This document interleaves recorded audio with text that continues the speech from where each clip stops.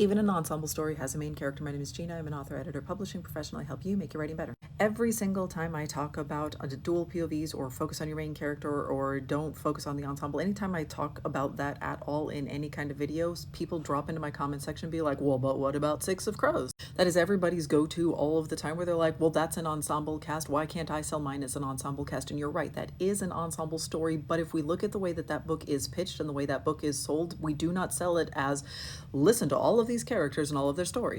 Don't believe me? This is the blurb for the book. We start with Ketterdam, as if like we start with the setting rather than an actual character. But then when we dive in here, we have criminal prodigy Kaz Brecker. Kaz is offered a chance at a deadly heist and can't pull it off alone. And then we kind of like list the fact that he assembles a team, but we don't go into who these people are and what their entire backstory is. Look, they have like 6 words for each of these characters. They are broken down. This is Kaz's team of thieves.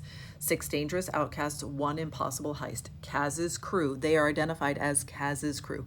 So he is your main character. He is the glue holding all of this together, and you're not going to sell this and write 6 different POV paragraphs when you are trying to query this book. Because all of those characters are very richly developed. They are all very interesting and very intriguing, but their backstories do not directly impact the plot of this story. Their backstories explain why they are there in the first place, which is good and interesting information, and we have that all on the page, and that is all developed slowly and organically over time. But also notice that we did not write 6 prologues to this story. We did not write like, here's how Nina got here, here's how Wyland got here. We did not write a prologue for every single one of these characters to say like, okay, now here they are. No, we started with them being collected as part of Kaz's team, and then slowly, organically over the course of the story, their backstory is revealed to explain why they are teenage criminals in Amsterdam, right? Like, I know, not Amsterdam, but Amsterdam. We care about the stakes of this story. We care about the fact that these people are here doing this thing and why they are pushing this narrative forward, why they are involved in this story.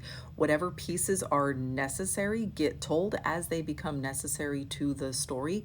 And we think of that iceberg for a lot of character backstory. The author needed to know all kinds of stuff beneath the surface, but the audience only gets a little piece of it. And especially like Nina, we reveal tons of her story over the course of 4 separate books. We get to know her much more in Rule of Wolves and whatever the last one is in that series. We get to know her even more than we did in the Six of Crows books.